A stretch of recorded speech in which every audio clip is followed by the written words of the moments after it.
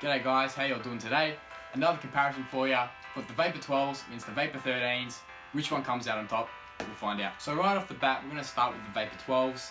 Now these were probably my favourite boot on the market for the last year and a half. They were such a good boot to me. As you can see, I've worn them a lot. I really love them and I still wear them right now. I literally wore them yesterday to training. They're definitely my favourite boot. A boot that I have fond memories with.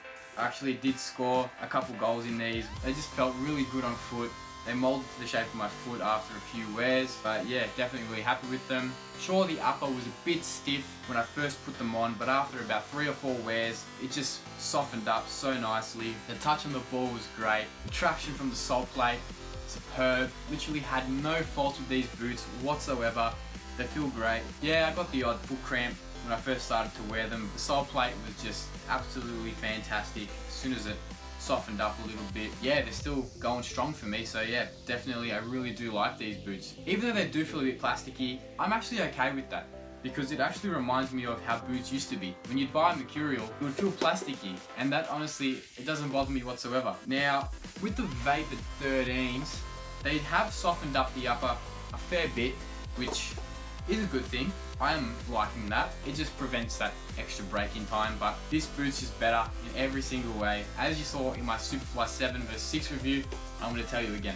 Now you've probably known Nike softening up the upper honestly feels so good on foot. It molds straight away, literally within the first wear. They just fit your foot so perfectly. There's no excess space, there's no excess room. It just wraps completely around your foot. It feels super good. I think that's down to them using a different type of fly knit. Fly knit seems to be a little bit more soft and plush. It's also thinner at the same time, which I don't know how they've done that. Absolutely crazy. A major comparison when looking at the two boots is the sole plate and the addition of the AeroTrack technology. That spine that they've included there actually feels really good. It's actually stiffened up the sole plate a little bit, which means that the boot will actually react at the same time you do.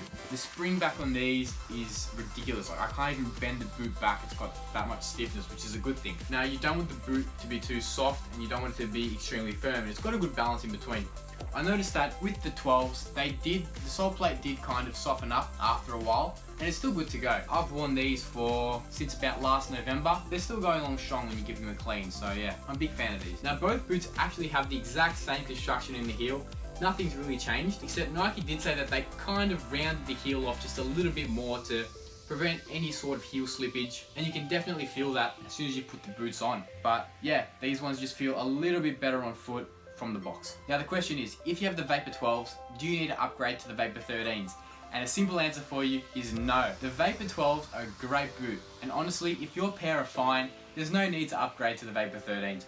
Literally, the 12s are everything you want in a boot, just the Vapor 13s are that little bit extra. The 13s are softer, thinner, and a touch lighter compared to the 12s, which are a little bit thicker and a little bit more plasticky compared to that of the 13s. However, as soon as you break these in, they feel really good on foot. I'm still wearing mine now over the 13s, and that's saying something. So yeah, these are broken in, they fit perfectly on my foot, they give me no problems. As soon as I break these in, I'll be giving you guys a playtest. Even though I have worn these once, they did feel great on feet, but these ones are broken in, molded the shape of my foot, so I'm still wearing these ones. If you have the 12s, no need to go to the 13s. Literally the 12s do the job and more. It's such a great boot, but the 13s are a little bit better. If you do have the money and you can pay 290 Australian dollars for a pair of the Vapor 13s, then get them.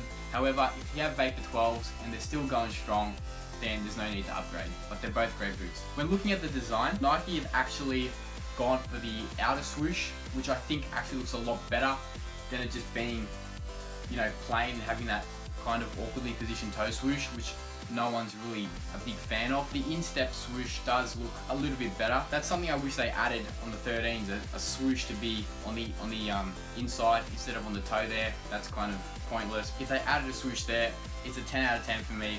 But look wise, these are getting a 9.5 and these are getting a 9. I love the Volt and I love the blue. Alright guys, I hope you enjoyed my comparison of the Vapor 12 against the Vapor 13s. Let me know in the comments which one you prefer. For me personally, I love my Vapor 12s. I think they fit my foot perfectly. I've only worn the Vapor 13s once. They did feel nice on foot, But for me, I just keep on going back to the Vapor 12s. I've broken them in perfectly. They fit to the shape of my foot well, so there's no real need to, upgrade if the Vapor 12s feel the same for you. Both are great boot though, nevertheless. If you enjoyed the video, make sure you leave a big thumbs up down the bottom. You leave a comment, which one do you prefer, and you hit that subscribe button. I appreciate it, guys. See you next video.